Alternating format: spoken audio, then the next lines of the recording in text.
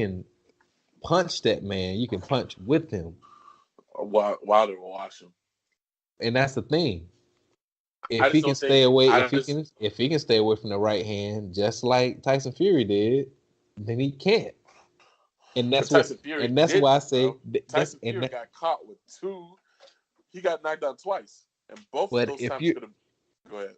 But if you're Anthony Joshua, you're like, how in the hell can Tyson Fury lose 150? If you're Anthony Joshua, you still don't think Tyson Fury is that good. You just think Deontay Wilder isn't as good as everyone thinks he is. Mm-hmm. Like for instance, the boxers that fought each other, their opinions of one another didn't change. Anthony Joshua's opinion of Wilder changed because the fight was so close with Tyson Fury. He had already thought, like Deontay Wilder, that Tyson Fury was done. So if you think somebody done and you see him come back and they on that level without some warm ups for real, yeah, you gotta strike while the iron's hot. Or maybe I'm just hoping. Well, I feel what you're saying, and what you're saying makes logical sense. My whole thing about it is that I don't know how you could watch that boxing match and assume that Tyson and get let's just say for hypothetical sense, you feel that Tyson Fury lost that fight. I don't know how you could watch that fight and draw the conclusion that Tyson Fury is not a fucking phenomenal fighter. He is, man. That man is one of the best heavyweights ever. Some of the shots he was avoiding were not like Wilder is a little crazy, but like Wilder usually catches people because of his athletic reach, right? And the way he strikes, it's like almost like it loops in between your guard. Like they compensated for everything. And the only 2 times that Wilder was able to catch him clean with something like serious, there's 2 times in a 12-round fight. That nigga was on his back foot the entire time, dodging him and then positioning him and putting him in places where he can't get what he got. He tied up perfectly whenever he absolutely. He tied up at the perfect time. He's like, oh, nope. You about to catch your rhythm. Let me tie you up real quick. Now you ain't catching man's a boxing savant. Huh? It's like he boxing. He's a boxing savant. It's almost like the man knew his pump count. You feel me? Like I can dodge this many punches at one time before I need to reset, and that's what he was doing. Do. Hug. Reset. Back up. Ta. Ooh. Hug. Yeah, that's all he was doing, man. So I don't understand that, but my personal opinion of Joshua is that the fact that he's avoided, the fact that the narrative is out. I mean, everyone knows what he was offered. Everybody knows what he turned down. The fact that he was offered that much money, still doesn't want to fight, leads us to believe that he may just be scared. And I just wonder if he honestly, because I was a Joshua nigga. You were the Wilder nigga. I was a Joshua nigga. I was a Joshua fan until I met Deontay Wilder, and I was still an Anthony Joshua fan. I didn't lose respect for Anthony Joshua until he said, "Bring me 50 million and I'll fight you tomorrow." They brought him 80 million. He said, "Oh, huh? Wait a minute, huh?" No, I don't believe it. What do you mean you don't believe it? No, that's what I'm saying. Like, that's what I'm saying. Like, that's Anthony Joshua. What do you mean you don't believe it, bro? Come on, bro. No. And then that's how Tyson Fury ended up. That's why he was like, "Oh, the money was there. I saw it. Yeah." Well, like I said, so what are your thoughts on everything that transpired then? Like, I mean, as we know now, it's a draw. So what are your thoughts on that? Like, I mean, do you feel? Well, I I love mean, the I fact think that it's a draw. I think as a fan, I won last night. I absolutely won last night. I mean, it's one of the greatest outcomes you could ever have. Tyson Fury wins, great outcome. Deontay Wilder wins, great outcome. A draw, in a way, it's a better outcome because you still set up. Neither one of these guys got O's. They both garner respect. You can get even more people into the rematch. You bring more people into boxing, more light on boxing. Other boxers can get shine off of this. Not only that, it gives you an opportunity to have, like, let's say Tyson Fury just won that fight hands down. Anthony Joshua isn't inclined to fight Tyson Fury because of that. You take Deontay Wilder knocking out Tyson Fury real fast. Anthony Joshua doesn't have really a nerve for that at all because he's still going to fear that right hand. Now you have a draw. You still have a lot of things left up to the imagination. You still have things that you can put together. You throw Luis Ortiz into the mix now that he just had a fight. Matter of fact, you can throw Tyson Fury and Luis Ortiz in the ring. that And would be interesting to watch. yeah, you know what I'm saying? I like you should want, as a fan, you should want to see that now. Like he showed you, look, Tyson Fury just went the distance with Deontay Wilder.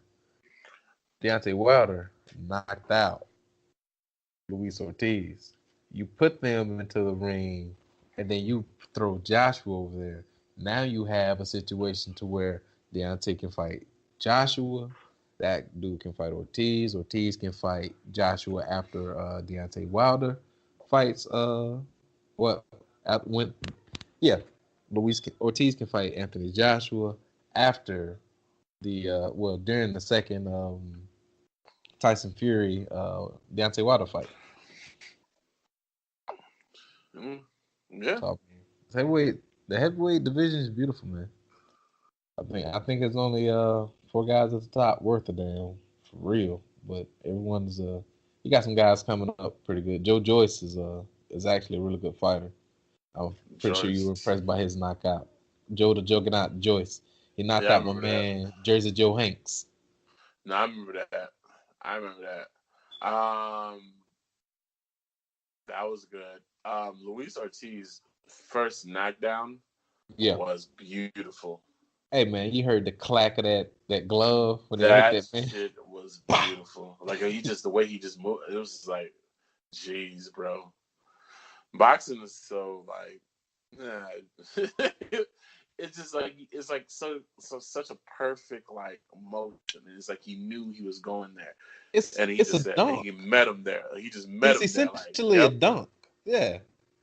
It's essentially a dunk. A knockdown like that, it's essentially a dunk. Like that's the only thing you can compare it to in other sports. Like to catch someone like it, well, you know you coming down the lane and you finna smash on the home. You just caught that dude slipping. Bow, and then you just walk away because anything else you might get a personal foul. You know what I'm saying? You might get a tech call. Yeah, yeah. So that was a great boxing match. I enjoyed it. I'm glad I got a chance. I stayed up and watched it, even though I was inebriated. So I'm appreciated. I appreciate the fact that I was able to do that. Staying on the topic of fighting and combat sports and all that, did you happen to see the what's going on the internet about Michael B. Jordan supposedly challenging Roy Jones Jr.? Well, I don't think he challenged Roy Jones Jr. I think he was No, just he did saying. not. The internet said he challenged Roy Jones Jr. I'm gonna say, The yeah, I internet's don't trying think. to get that boy beat the fuck up. Yeah, Michael Yes. B. Jordan not here challenging no damn Roy Jones Jr. I think that man was just being saying what any other man would say. Yeah, man, this Roy Jones Jr. man, I got a shot. I think I can stay in the ring for at least 30 seconds with this version of Roy Jones Jr. Probably not. Yeah, Probably probably not. not, but I gotta believe and say that I can, right? Who am I You if know, I don't? the crazy thing about this, just thinking about that. Well, did you hear? Did you hear his Hold on, let response? me ask this question: Who is acceptable for him to say?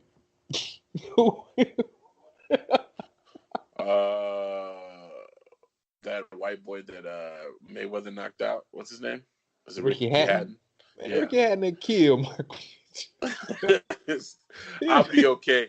I would be okay. Now he might be able to kill him, but I would be okay with Michael B. Jordan saying that he can beat up Ricky Hatton. I'd be like, well, shit, man, it's Ricky Hatton. Yeah, man. That's it. That's it. That's all I can That's think it. of. Ricky Hatton. Maybe Ricky Hatton. Or Maradona? maybe No. he. Adrian Hey, all they Broner? got. Hey, No. all they got to do is make contact Winky with Wright? Americana. No. Winky Make Wright? contact with No. Americana. Yeah, that's the thing though. Americana is really good until you He's make really contact with him. fast though. All you gotta do Yeah, is make he's really contact good. though. Yes, that's what I'm saying. Like he's really good until you hit him. He's really good until you hit him. I mean, you have to really know how to hit him to hit him. Word. Like Amir Khan looks like a Super Saiyan. Amir Khan looks like a Super Saiyan until he goes up against like really elite niggas. And it's like, oh no, wait a minute. I know that little combination you're throwing. So I just know at like punch number 4 to throw this hook right here. And I'm gonna meet you right. Bam! There you go. You're done. And then he falls down. And then it's like, there you go. Like when he falls up against like elite strike, like a elite boxers, Amir Khan's chin becomes suspect. I mean, And yeah, I hate to say because it. they hurt. I hate to say it because he's great. Then, like I said, he looks like a Super Saiyan until he goes up against that one. Hey, I know how to box. Wow. There you go. It's always gonna be like that, man. Like, I mean, that's why Tyson. I mean, Deontay Wilder didn't necessarily get this knockout right here. Level of competition rules, and you just can't do what you normally do. Yeah, that's crazy. That's crazy. Well, I was asking to see if you heard what your boy said in response to the supposed challenge. Your boy Roy Jones said to the supposed challenge. No, I didn't. So Roy Jones said, of course, he's not a nigga that is ever to back down from a fight. That's the first and foremost. Nah. And he Because said when he's Roy beat Jones down. was forced to lean back, he went for Yeah, Fat Joe. which is crazy, right? So we'll go on that a little later. But so right, he said that he's definitely down, and he proceeded to describe what he would do to Michael B. Jordan. And like I said, it just seems very sinister. It seems very sinister. The whole idea of, oh yeah, so what we're gonna do is stretch it out. We make sure we stretch it out for about a good couple of rounds. I'm not gonna knock you out in the first, second round because I want you to get the full experience of being in an actual boxing match. I want you to necessarily feel it, being in an actual boxing match. And then about round number 5 or 6, that's when I'll take you out. Yeah, I mean, it's basically. I mean, it took what? How many rounds? 10 for Mayweather to do it to Conor McGregor. Did He he make gave it to Nick. the 10th round? Did he make it to the 10th round? He Maybe didn't he make it to the didn't. 10th round. I think he made like an 8 or 6. Maybe he didn't, but he gave him enough time to get the experience in, get some confidence and some work in, and okay, let's sit down, man. Let's go ahead and go home. Well, I was watching Joe Rogan's podcast, and he actually did a very good job of breaking it down. And his theory was this: the reason why they make sure you get into it is because your first couple of rounds, you got that adrenaline boost in you, Yeah. and they want you to understand that no. Let's wait until we get to the 5th or 6th round when all that adrenaline just dumps and you're just there and you're by yourself. Now this is what a real boxing match is. This right here, and there you go. Anyway, so like we were saying, your boy Roe Jones basically just left like a whole diagram of how he's gonna beat the mess out of that nigga, and it just leads me to the point of realizing that. Yeah, I mean, I don't think Michael B. Jordan, and I think even Joe Rogan even stated that, I don't think that he just was, he thought he was just making a comment. He probably didn't think that people were going to analyze it and turn it into a thing. But at the same time, excuse me, it's sometimes it gets lost in translation how good these motherfucking boxers are. It does, man. And like how good fucking Roy Jones was. I think it's just very interesting that you know,